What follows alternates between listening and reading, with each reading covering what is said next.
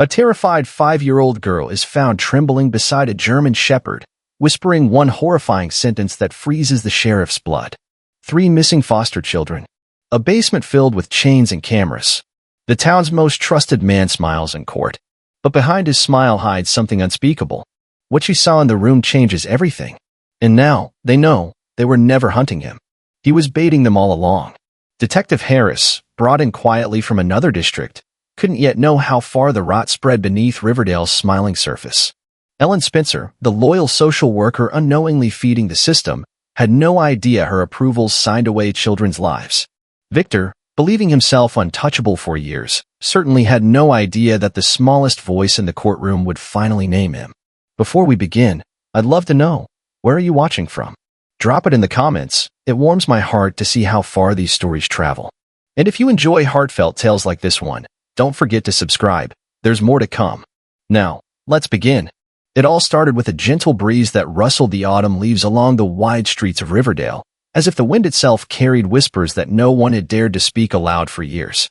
The town was one of those places where folks still left their doors unlocked, where children raced bicycles down long gravel driveways, and where Sunday mornings smelled of fresh-baked pies cooling on kitchen windowsills. Beneath that peaceful surface, though, there always lingered a silence too heavy for comfort, the kind of silence older folks like to call the hush before the storm. And on that particular October morning, as the sun filtered through the amber leaves, Sheriff Walter Briggs stood outside the worn brick courthouse, his weathered hand resting on the old oak railing, feeling something unnatural stirring beneath the surface of his quiet town. Sheriff Briggs was not a man easily rattled. 35 years of law enforcement had carved patience into his bones and caution into his every breath, but that morning, a single phone call had set his nerves humming like live wires. The call had come from Ellen Spencer, Riverdale's most seasoned social worker, a woman who had seen enough broken homes and bruised souls to fill 1,000 quiet nightmares, and who rarely called Walter unless the situation had gone far beyond troubling. "Walter," she had said, her voice trembling in a way that turned his stomach into a tight knot. "I need you to come down to the hospital. We've got a situation with one of my foster cases. It's bad."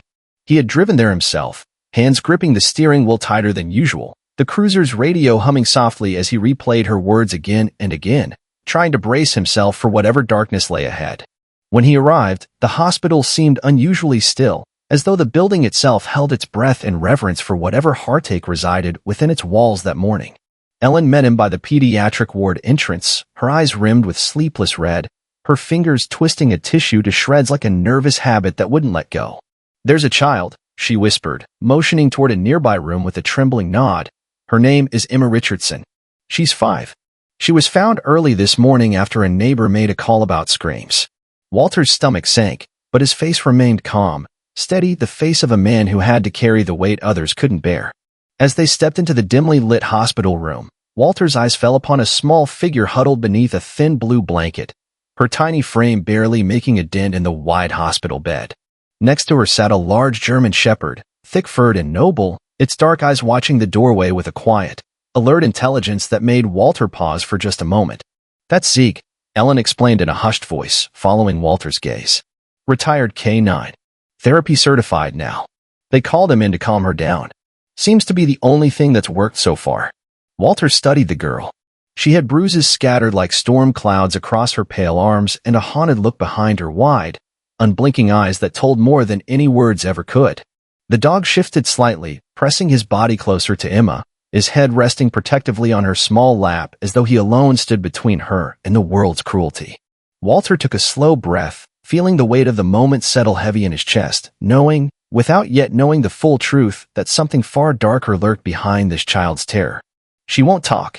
he asked quietly, glancing back at Ellen, though he already suspected the answer. Ellen exhaled, her voice breaking softly. "Not a word, Walter. Not one. But we're certain of one thing, she knows exactly who hurt her." Walter's eyes narrowed, his jaw tightening as he whispered almost to himself, "Then we've got to find a way to help her speak." Ellen nodded solemnly, her gaze drifting toward the little girl who remained silent, clutching Zeke's thick fur as though her very life depended on his presence. Then, with a voice filled with both dread and fragile hope, Ellen asked the question that would begin to unravel everything. "Walter, what if this goes deeper than we think?" Walter Briggs did not answer Ellen's question right away, for he knew that once certain doors were opened, they rarely closed again. Instead, he let the heavy silence settle between them, watching the tiny girl as she clung desperately to the thick fur of Zeke, who remained as still and silent as any sworn guardian might be. Finally, after a long breath that felt as though it carried every year of his hard-earned wisdom, Walter spoke in a voice low and certain, like distant thunder rolling across an open field. "Yes, Ellen," he said with solemn weight. "I believe this may go deeper than either of us is ready to admit." The words hung in the air, pressing down on both of them as if even the hospital walls were listening and quietly bracing for what would follow. Ellen's eyes moistened again, though no tears fell. She had learned long ago that crying never made monsters disappear, but action sometimes could. "Then we need to act quickly, Walter," she replied, her voice steadying as her years of hard experience took hold, "before whoever's responsible gets any chance to cover their tracks." Walter's mind, always methodical, began to turn over the few facts they possessed, like an old farmer examining seeds before planting. "There's something that doesn't sit right," he said, as his brow furrowed deeply. "A child that young, found outside in her nightgown, no parents reporting her missing, no prior records or visits." Ellen nodded gravely, her fingers nervously clutching the file folder she carried, its contents thick with forms, reports, and troubling photographs. "We only discovered her placement through a temporary guardianship transfer registered under the name Victor Hale 3 months ago," she explained slowly, ensuring every word carried its full weight. At the mention of that name, Walter's eyes narrowed further, his jaw tightening like a vice that had closed countless times before on men who smiled too easily and too wide. "Victor Hale," he repeated slowly, tasting the name as though it were something bitter that refused to go down smoothly. "The same man the town council praised last winter?" "The very same," Ellen whispered, her voice tight. "Clean record. Multiple foster placements. Donations to every charity in town. Background check spotless. All of it, spotless." Walter exhaled slowly, as though releasing air might somehow lessen the growing unease taking root deep in his gut, though he knew it would not. "That man's been playing this town like a fiddle," he muttered bitterly, "and we've all been dancing like fools to his tune." Ellen's lip trembled for the briefest moment, but she steadied herself, her voice soft but firm. "Sheriff, it's worse than that," she said quietly, opening the manila folder and pulling out a document clipped with trembling fingers. "3 other children assigned to him in the past year," she continued, her voice cracking under the weight of what she was about to say, "and none of them appear anywhere in the system now." Walter felt his stomach drop like a stone hurled into deep, dark water, its splash hidden, but its weight undeniable beneath the surface. "Missing?" he whispered, his voice barely audible, though every fiber of his being already feared the answer he was about to hear. Ellen's nod was slow and reluctant, as though she wished she could will the truth into something less horrifying than what it was. "No transfer records. No adoption papers. No exit interviews. It's as if those children simply vanished after being placed in his care." For a long time, neither of them spoke, both staring at the tiny, broken child before them who, without speaking, had begun to unravel something far darker than either had anticipated. And then Zeke, that faithful German shepherd, lifted his head slightly, his intelligent eyes meeting Walter's with a calm but unwavering stare, as if confirming that their quiet suspicions were no longer just suspicions at all. Walter ran his hand down his face, feeling every bit of his age, his voice hoarse as he finally forced out the question that now haunted them both. "Ellen, do you think those missing children are still alive?" Ellen did not answer Walter's question right away, for the words she carried weighed too heavily upon her tired shoulders. Instead, she lowered her gaze to the trembling girl in the hospital bed, where little Emma clung to Zeke like a sailor gripping the mast during a merciless storm. And in that long, painful pause, the world seemed to still, as though the very air inside that dim hospital room had thickened with dread. Finally, Ellen exhaled a breath she had been holding far too long, and spoke with a voice brittle as thin glass, but steady with cold certainty. "No, Walter," she whispered, her eyes shimmering with restrained sorrow. "I do not believe those children are still alive. Not anymore." Walter closed his eyes briefly, as though the weight of her words had pressed hard upon his chest, forcing him to gather every ounce of strength he still possessed.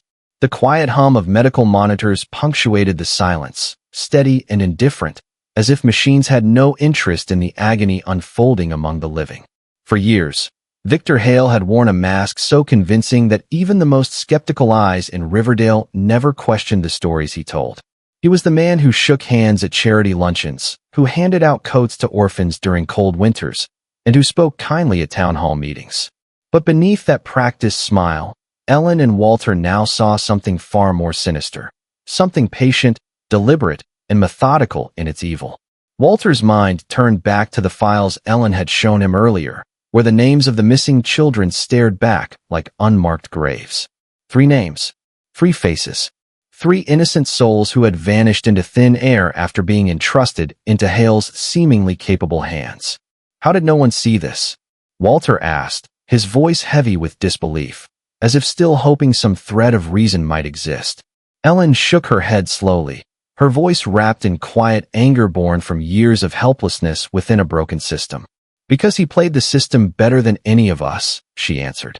He chose children with no family, no extended kin, no advocates watching closely. Walter's fists tightened at his sides as an old familiar fire flickered deep within his gut, the righteous anger of a man sworn to protect. And the state, he growled softly, just kept feeding him names, thinking they were saving kids while they were handing them to a devil. At that moment, little Emma shifted beneath the blanket, her eyes briefly fluttering open to glance toward the 2 adults who spoke so softly. But even then, she said nothing. Instead, she reached her tiny hand up to Zeke's thick fur, finding refuge in the dog's unspoken promise to never leave her side. Walter's voice softened as he watched her, the weight in his tone filled with something deeper than simple pity. It was personal now. We need to know how much she remembers, he said, his eyes never leaving the fragile child before him. She might hold the only truth left. Ellen nodded but spoke cautiously, for the road they were about to travel was narrow, and one misstep could lose everything. Her mind has locked away pieces of what she's seen, Walter, she explained gently. She's protecting herself the only way she knows how. Walter rubbed his temple slowly, as though trying to massage answers from the fog that clouded both their paths forward. Is there anyone who might help her unlock it? He asked, his voice steady but laced with urgency, knowing time was a luxury they might not have. Ellen's eyes flickered with a brief glimmer of hope, faint, but unmistakable. There is one, she said softly, almost as though she feared the very name might bring complications neither of them were ready for. Walter turned toward her fully, his brow arched, reading the hesitation in her voice like a man reading storm clouds on the horizon. Who is it, Ellen? He asked quietly. And why do I hear fear in your voice when you speak of them? Ellen held her breath for a moment longer than necessary, as though uttering the name might somehow awaken shadows better left asleep.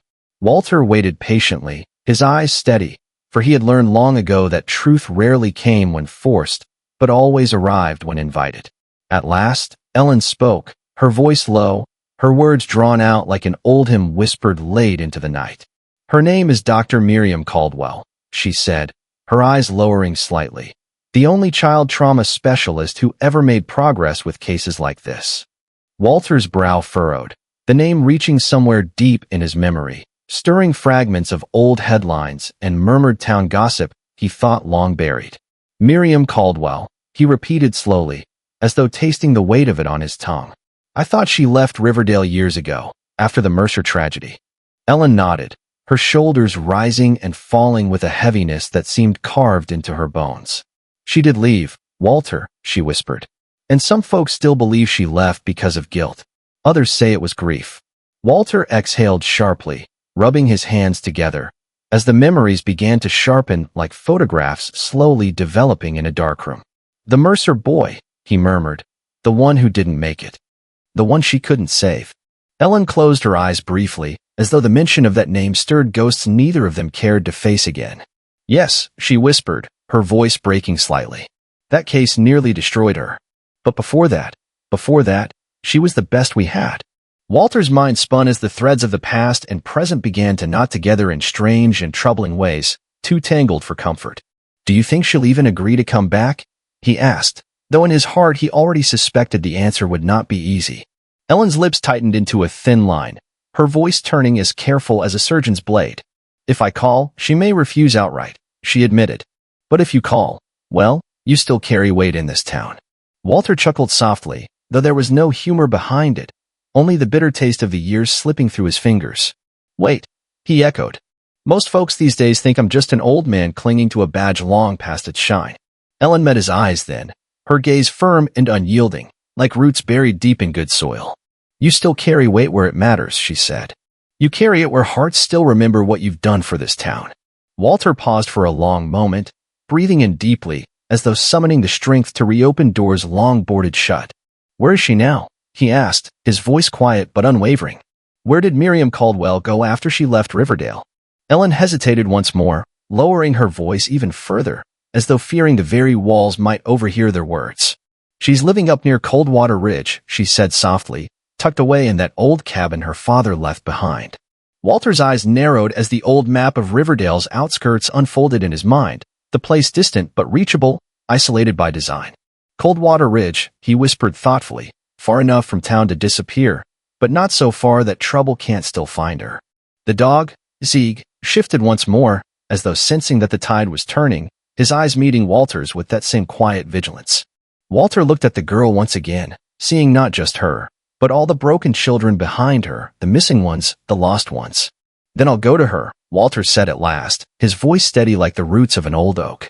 But Ellen, if she agrees to help us, will we be ready for what she might find? Ellen swallowed hard, her eyes shimmering with something close to dread, as she whispered back. The better question, Walter, is what will we do? If she finds something we weren't meant to see? When the morning sun broke over Riverdale the next day, its golden light spilled across rooftops and fields as though nothing had changed.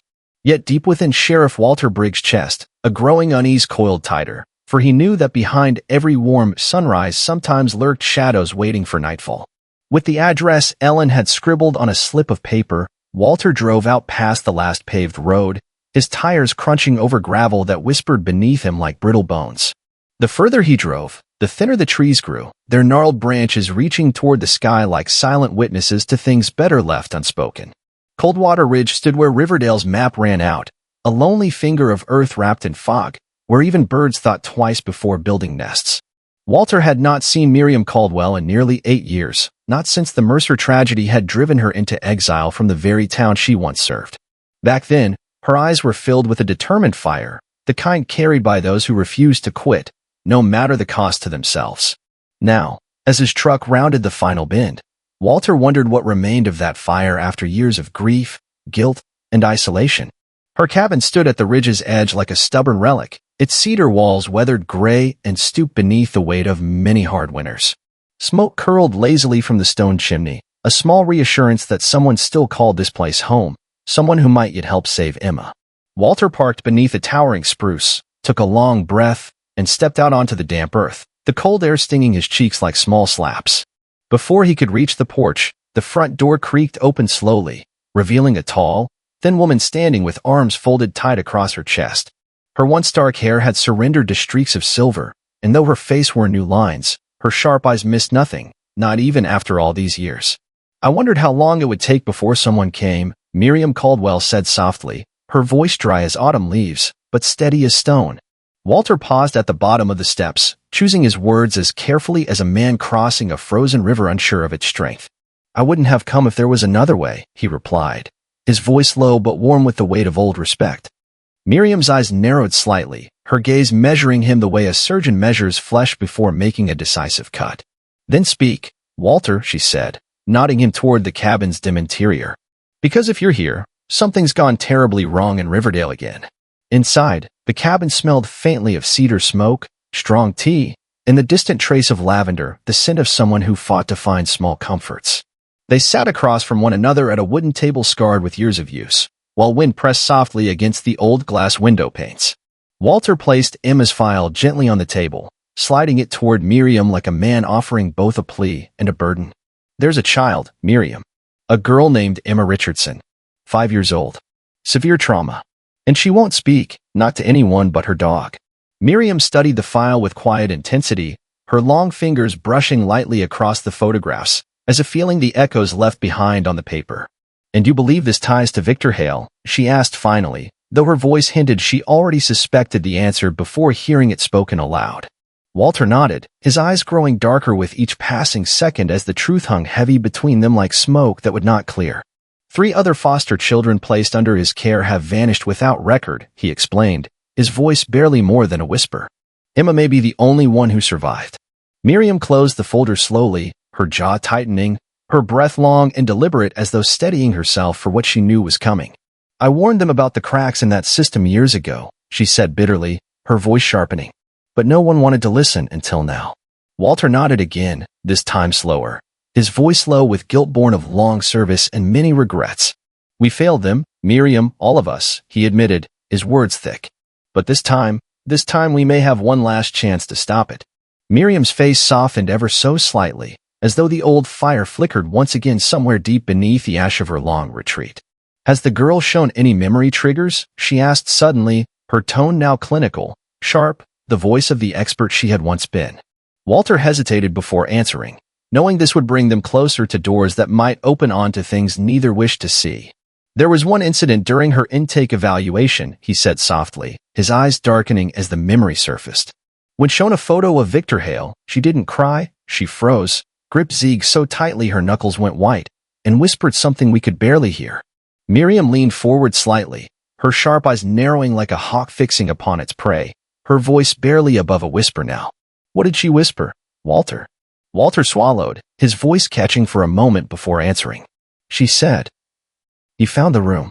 Miriam's face drained of color at those words, her hands briefly tightening around the edges of the file before releasing them with great care. "The room?" she repeated, her voice now hollow, filled with something colder than fear recognition. Walter leaned forward, his voice lowering as the shadows outside lengthened and the wind howled softly through the trees like voices long dead. "Yes," he whispered. "Miriam, what room is she talking about?" Miriam did not speak for several long seconds, though her lips parted slightly as if trying to form words too heavy to lift. The way her eyes darkened, Walter could tell immediately that Emma's words had struck some deep, hidden place inside Miriam's memory, one she had fought to bury. Outside the cabin, the wind rustled the bare trees, their dry branches scraping against one another like brittle fingers tapping warnings upon unseen doors. Finally, Miriam exhaled a long, trembling breath, her voice barely audible but steady, like a confession whispered to no one but the night itself. "She shouldn't know about that room, Walter," she began, her words slow and deliberate, as though each one scraped against old wounds she had never allowed to fully heal. "That room was part of an old investigation, one that never reached the public, one that never reached prosecution, one that nearly ended my career." Walter's brow furrowed as the gravity of her words pressed against him, heavier than he expected, pulling him deeper into this slow descent of truth. He leaned forward across the table, his voice low, drawing out each word with care, as if afraid to snap the fragile thread she had begun to pull. "Then tell me, Miriam," he said gently. "Tell me what you know, because if we don't understand it, we won't save that girl." Miriam closed her eyes briefly, her hand drifting over the scarred wood of the table, as if grounding herself to something real before she dared speak again. "5 years ago, when I was still working cases," she began, her voice steady but haunted, "there were whispers among the foster care workers about certain placements." Walter nodded slowly, following every word with full attention, like a man reading faint footprints in freshly fallen snow. "Certain children," Miriam continued, "the ones without close family, the ones who fell through the cracks, always ended up assigned to a select few homes." She paused, her gaze now distant, as if seeing ghosts in the corner of the cabin, faces lost in shadows of the past. "Victor Hale's name came up often, but never in complaints, always in praise," she whispered. "That was what made it all so difficult to see." Walter's eyes narrowed, his instincts sharpening, sensing the story slipping closer to something far worse than he'd allowed himself to imagine. "Go on," he urged softly, his voice encouraging but tense, like a man trying to coax a frightened animal from hiding. Miriam's lips trembled briefly before she continued, her words falling now like slow, heavy rain. "There were rumors that certain homes contained hidden rooms, locked places children were never meant to enter, or worse, never meant to leave." Walter's stomach turned as a knot of anger twisted deeper inside him, his hands curling into fists beneath the table. "And you found one of these rooms?" he asked, his voice sharp but quiet, careful not to break her fragile stream of thought. Miriam nodded faintly, her breath shallow, as though even recalling it drained her strength like blood from an open wound. "I found one," she whispered. "In the Mercer home, long before Emma." long before Hale grew bold enough to expand his reach. The name sent another cold wind crawling up Walter's spine, stirring painful memories of the Mercer tragedy that had shattered Riverdale's fragile peace years ago.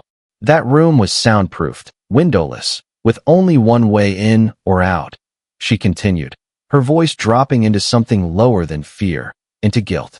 There were restraints inside, chains bolted into the concrete floor. No beds, no blankets, just cold steel and a camera mounted in the corner. Walter's jaw clenched as bile rose in his throat, the full horror of what she was describing settling like lead in his chest. "And you reported it?" he asked quickly, though a part of him already suspected the answer, for he had lived long enough to know how power protected itself. Miriam's face twisted bitterly, her voice thickening with disgust as she recalled the aftermath. "I did," she spat. But before authorities arrived, the room was gone, walls knocked down, new carpet laid, fresh drywall installed overnight. Walter's heart pounded with fury now, his voice hard as iron. "They covered it up," he growled. "They buried it before anyone could build a case." Miriam's head dropped slightly as her voice softened into something close to defeat. "They not only covered it up, Walter, they made sure my reputation was ruined afterward, so no one would ever believe me again." The room fell silent except for the soft hiss of wind creeping beneath the cabin door, carrying with it the cold breath of unspoken horror. Walter sat back in his chair, closing his eyes as the weight of it pressed hard against his ribs, heavier than anything he'd carried before. "Miriam," he finally whispered, his voice tight with dread, "if Emma knows about that room, how could she possibly have seen it unless—" Miriam lifted her gaze to meet his, her voice trembling but unflinching as she delivered the chilling truth neither of them wished to speak aloud. "Because, Walter," she said softly, "Victor Hale didn't just build one room. He built more, and Emma was in one of them." Walter sat in silence for a long while, his fingers interlocked tightly, as though squeezing them might somehow ease the pounding inside his chest. The horror of Miriam's words lay thick between them, like heavy fog rolling in from the lowlands, refusing to lift even as daylight crept outside the cabin. When he finally spoke, his voice carried the solemn weight of a man who knew the storm was no longer on the horizon. It was already here.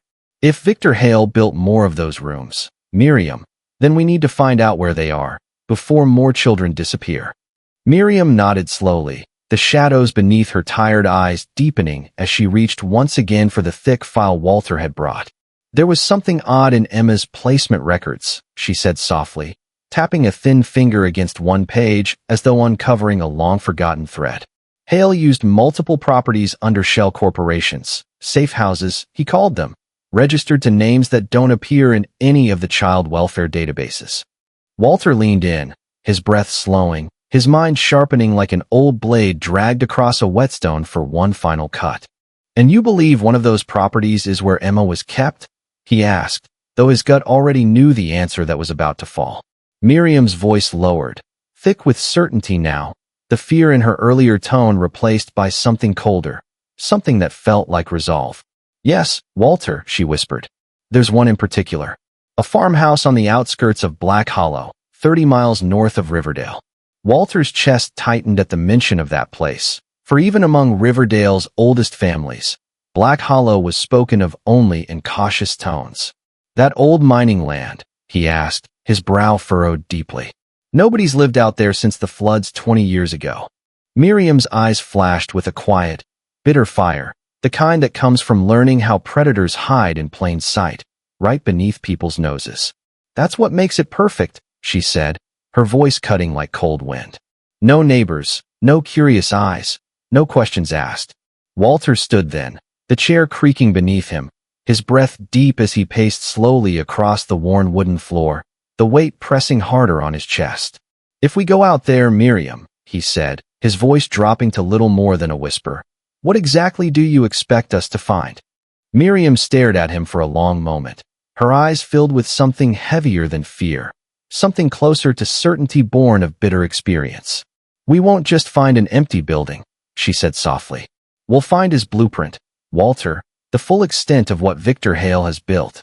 Walter's heart pounded harder now, not only from fear, but from the sickening thought that perhaps what they were about to uncover might stretch even further than either had dared imagine. Outside, the wind gusted again, rattling the thin window panes as if nature itself sought to warn them both of what lay ahead. Walter stopped pacing, turning to Miriam with a quiet but unwavering steadiness in his eyes, the kind forged from years of seeing darkness and still standing firm. "Then we leave at first light," he said, his voice calm and absolute. "I'll notify no one. Not yet. Not until we know for certain what we're dealing with." Miriam gave a single nod, but there was something else behind her eyes now, an unease that hadn't been there a moment earlier. "Walter," she said, hesitating before continuing, her voice barely audible. "There's one more thing you should know before we go." Walter narrowed his eyes slightly, sensing the shift, feeling her hesitation wrap the room like a slow, tightening rope. "What is it, Miriam?" he asked, though a cold knot had already begun forming in his gut as the question left his lips. Miriam swallowed, her voice trembling as she finally spoke the words neither of them wanted to say aloud. "Someone else knows we're looking, Walter. I saw a car parked near my cabin this morning. A black sedan, no plates." Walter's face hardened instantly, his pulse quickening, as he glanced toward the window, scanning the endless woods that surrounded them both. "You're saying we're already being followed?" he asked, his voice growing sharper, steady but alert like a hunter hearing distant footsteps in the underbrush. Miriam nodded slowly, her breath hitching slightly as she whispered back, "Yes, Walter. And whoever they are, they're not planning to let us reach Black Hollow easily." At first light, before the morning fog had fully lifted from the valley floor, Walter and Miriam stood quietly beside his old county-issue truck. The distant call of a mourning dove echoed through the hills, as if nature herself was giving a somber blessing to the perilous journey ahead. Zieg sat in the truck's cab, alert and silent, his watchful eyes fixed forward, sensing the weight of tension that hung in the air like thick smoke. Walter double-checked his sidearm beneath his coat, not because he expected trouble, but because in his bones, he knew it was already waiting. Miriam carried nothing but a weathered leather satchel filled with case notes, photographs, and documents, fragments of truth they might soon need as evidence. As they pulled out onto the dirt road, the early morning mist curled like ghostly fingers along the tree trunks, shrouding the forest in pale silence. The miles passed slowly beneath them, the gravel crackling beneath their tires like distant thunder on a dry prairie night. Neither spoke at first, for there was little left to say that hadn't already been whispered into the growing darkness.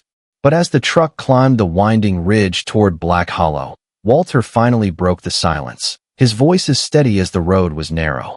"Miriam," he said quietly, eyes fixed on the ribbon of road ahead, "if we find what you believe we'll find, who else will be involved in this?" Miriam did not hesitate, for she had long rehearsed the answer to that question during countless sleepless nights inside her lonely cabin. "It won't be just Hale," she answered softly. "Men like him never work alone. There will be others, people who protect him because they profit from the silence." Walter nodded grimly, his jaw tightening as his knuckles whitened against the steering wheel, knowing all too well how deep corruption can run in small towns. "For years," Miriam continued, her voice brittle, "he's hidden behind layers, donors, attorneys, even members of the Child Welfare Board itself." Walter let out a long, heavy breath, each word adding fresh weight to the load they carried toward the cursed farmhouse. "And if we expose them?" he asked, though the question was not born of doubt, but of determination forged in long service. Miriam glanced sideways, her eyes burning faintly with something fierce, a glimmer of the fearless woman she once had been before Riverdale broke her spirit. "Then it'll burn the whole rotten system down, Walter," she said firmly. "And maybe, finally, those children will have peace." The truck rounded a sharp bend, and as the mist thinned briefly, they caught the first glimpse of the farmhouse, a distant silhouette against the pale sky. The building stood lonesome and forgotten, its wooden frame grayed and bowed, leaning slightly like an old man refusing to fall. Yet even from that distance, Walter felt it radiating something unnatural, a cold emptiness that seemed to reach through the trees and crawl beneath his skin. But something else caught his eye, a flash of movement near the edge of the long, overgrown driveway leading toward the house. Walter slowed the truck, narrowing his eyes, as Zieg let out a low, warning growl from the passenger seat, his ears perked high. "There's someone up there," Walter muttered, his voice dropping low as the old instincts inside him sharpened to full attention. Miriam peered forward, her face paling slightly as she spotted the black sedan parked beneath the skeletal remains of an ancient oak tree. "The same car from my cabin," she whispered. "They followed us, Walter. They're already here." Walter cut the engine and let the silence settle around them like a heavy cloak, both knowing that what happened next could not be undone. For a moment, neither moved, two figures suspended on the edge of something neither could fully see, but both could feel in the marrow of their bones. Finally, Walter spoke again, his voice slow, deliberate, like a man choosing his next step carefully while standing on thin ice. "Miriam," he asked quietly, "if we walk down that driveway, are we walking toward evidence or toward a trap?" Miriam's voice remained steady, though her breath came a little slower now, as the farmhouse loomed before them like an open wound in the earth. "If it's a trap, Walter," she whispered carefully, "then it's one that's been waiting for years, patient, silent, and certain we would never come." Walter nodded once, his eyes narrowing as he scanned the property, reading every shadow, every broken shutter, every unnatural stillness that whispered warnings only seasoned men could hear. The black sedan remained motionless beneath the oak tree, its windows darkened, offering no hint of whether anyone sat waiting inside, watching their every move. Even Zieg, normally calm and sure, had grown tense, his hackles raised ever so slightly, his growl low but constant like a distant, steady drumbeat. Walter opened the truck door slowly, stepping onto the damp earth, feeling the weight of his badge and the heavier burden of every child they had failed. Miriam followed close behind, clutching the leather satchel tightly to her chest, as if it contained not documents but something far more fragile, hope itself. The wind whispered through the brittle corn stalks that surrounded the property, their dry leaves rasping against one another like secret voices warning them to turn back. Each step down the overgrown driveway felt longer than the last, as though the house itself sought to pull them into its rotting frame. They passed the sedan carefully, Walter keeping his hand near the pistol beneath his coat, his eyes never leaving the shadowy interior. But as they moved closer, it became clear the vehicle was empty, abandoned, yet deliberately positioned, like a silent message. "We knew you'd come." Walter's voice was quiet but firm as he spoke to Miriam, both of them standing now just feet from the sagging front porch. "No signs of anyone inside the car," he said, "but that doesn't mean we're alone inside the house." Miriam's nod was tight, her jaw clenched, her eyes fixed upon the warped wooden door that seemed to sway gently in the wind, though its hinges held firm. Walter reached out, pushing the door slowly open, its ancient hinges groaning with a hollow, painful sound that echoed into the empty hallway beyond. The smell hit them first, a stale, sour mixture of mildew, dust, and something older, something rotten, as though the very walls held trapped breath. Light from the weak morning sun filtered through cracked window panes, casting long, thin beams that danced with swirling motes of dust like forgotten memories adrift in silence. The house itself was a skeleton, bare wooden ribs exposed where drywall had been ripped away, leaving behind twisted wiring and sagging beams like open veins.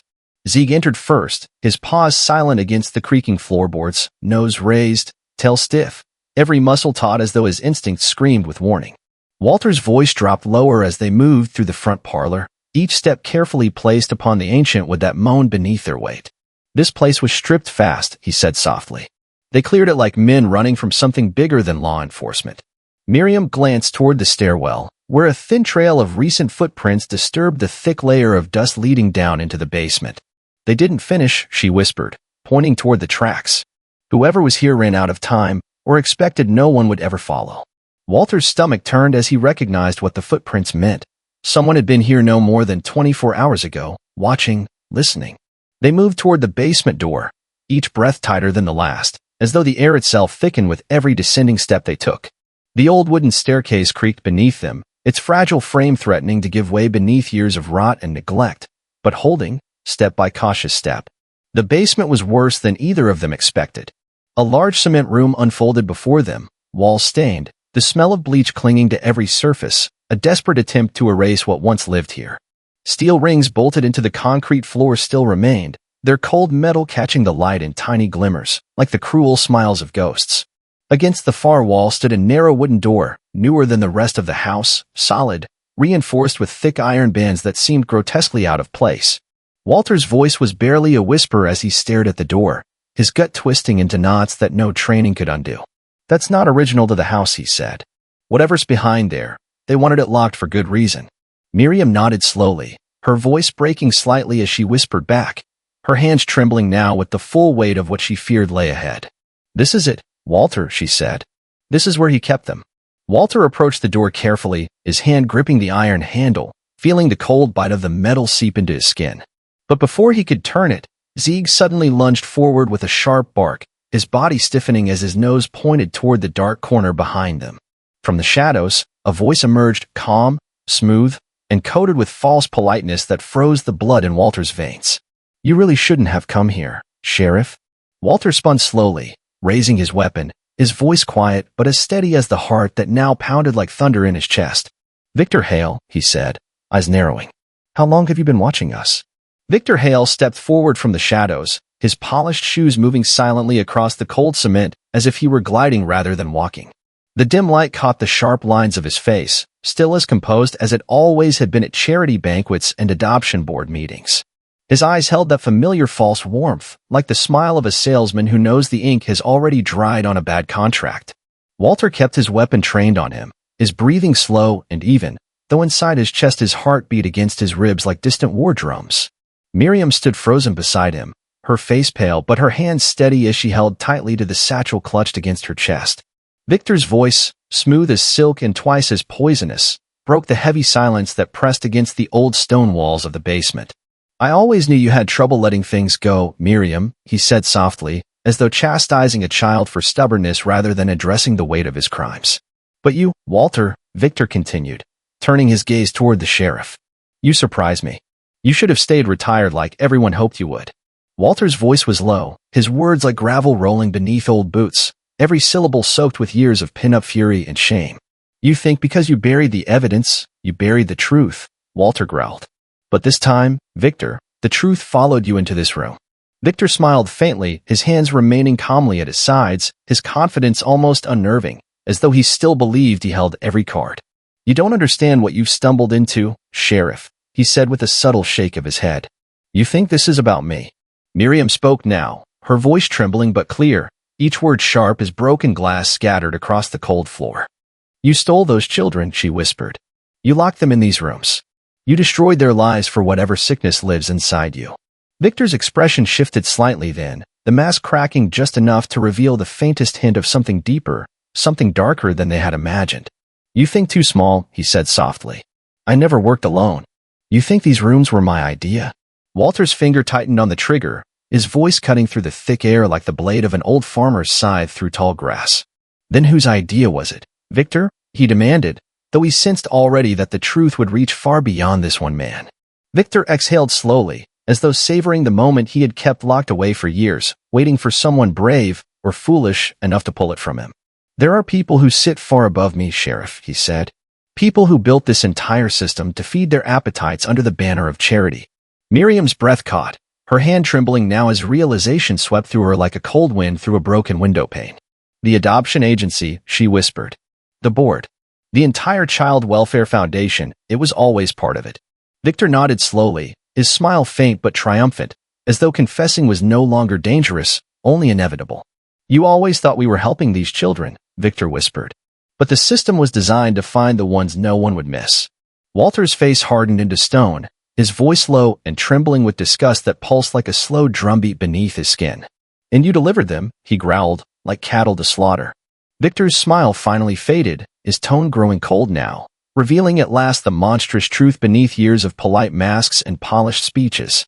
"No one ever came looking for them," Victor said softly. "Not until her. Not until Emma." Miriam's breath shook as she realized the terrible thread running beneath it all, the very reason they stood inside that basement. "Emma saw something, didn't she?" she whispered. "Something she was never meant to witness." Victor's eyes glimmered faintly under the low light, as if even now, he relished the memory of what should have remained hidden forever. "She saw the exchange," Victor said. "The buyer arrived early that night. She was supposed to be next." Walter's face turned ashen as the final horror settled into place like heavy bricks stacked on his chest, pressing the breath from his lungs.